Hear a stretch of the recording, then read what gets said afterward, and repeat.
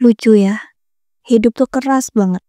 Tapi kita masih dituntut buat senyum. Buat pura-pura baik-baik aja. Buat pura-pura gak capek, padahal dalam hati kayak lagi dihujani badai tanpa payung. Tapi anehnya kita masih bisa buat tertawa. Aneh aja. Tapi mungkin itu tuh salah satu cara aku buat bertahan. Lucu ya, hidup yang kita jalani tiap hari itu keras banget. Kadang pagi-pagi udah dimulai sama yang namanya overthinking. Siang-siang dikejar deadline. Malam-malam dihantui rasa sepi yang gak tahu mesti cerita ke siapa. Tapi entah kenapa, aku masih bisa tersenyum. Masih bilang, aku gak apa-apa kok. Kalau sebenarnya kadang hati lagi gak baik-baik aja sih. Aku ingat suatu hari, pas lagi bener-bener di titik capek banget. Semua rasanya berantakan. Kerjaan gak selesai-selesai. Masalah pribadi tuh numpuk, dan aku ngerasa sendirian banget. Aku duduk di kamar ngeliatin atap, terus ketawa sendiri. Bukan karena lucu, tapi karena capeknya udah gak ketolong. Gimana ya bilangnya? Rasanya tuh kayak, ini hidup serius banget sih. Kenapa gak ada jeda buat nafas dulu? Tapi dari situ aku belajar satu hal. Senyum itu bukan berarti aku gak ngerasa sakit. Tapi senyum itu tanda kalau aku lagi milih buat gak nyerah.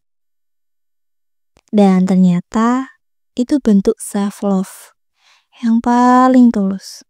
Ketika kamu bisa bilang ke diri sendiri, ya udah, pelan-pelan aja. Gak harus sempurna. Yang penting masih bisa bangun, masih bisa jalanin, walau pelan. Hidup memang gak lucu sih kadang. Tapi kita bisa jadi lucunya hidup itu sendiri. Kita bisa milih buat ngetawain rasa gagal. Buat peluk diri sendiri pas lagi jatuh sambil bilang, kamu udah hebat banget loh sampai sini. Aku mulai ngerawat diri bukan karena aku pengen dilihat orang. Tapi karena aku capek jadi musuh diri aku sendiri. Aku capek maksa diri buat selalu kuat.